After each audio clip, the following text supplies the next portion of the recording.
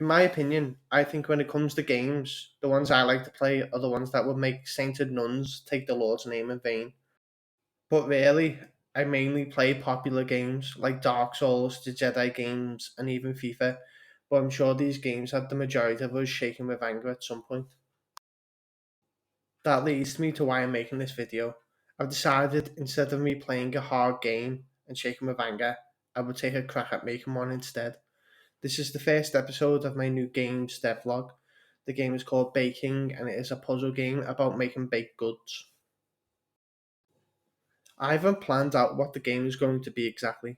I know it's going to be a similar game to Overcooked, but I'm hoping I can add a few different mechanics so it stands out by itself. One way I have already tried to set myself apart from Overcooked is by putting in a crafting system.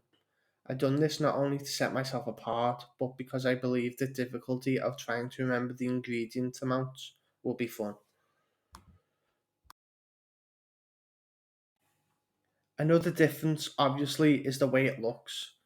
It's a classic top-down Pokemon S design, and instead of moving with arrow keys, you click where you want the character to go. I would also like to add customers that you have to take orders from. Then if the order takes too long, they will come back and ask what's wrong. Failing to take note of them will affect badly on the score.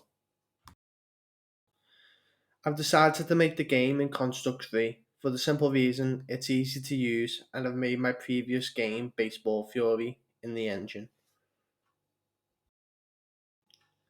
I've already started developing the game and have some functionality already working, such as tile-based movement with pathfinding, a basic crafting system, and player animations.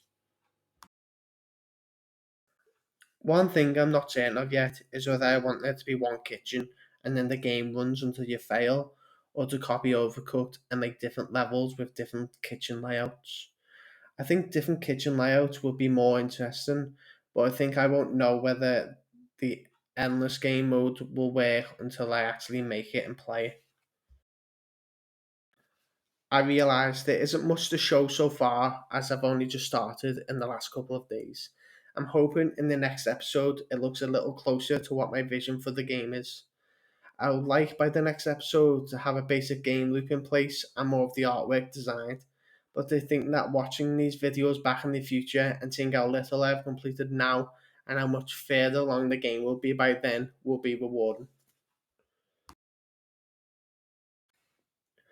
Lastly, I would like to say I hope anyone watching this video falls into three different groups. Firstly, me, after finishing the game and watching the videos back to see my progression. Secondly, someone who has come across the devlog while I'm still making the game and decides to continue watching the series and play the game when it's complete. And lastly, a fan of baking who's watching these back after I release the game.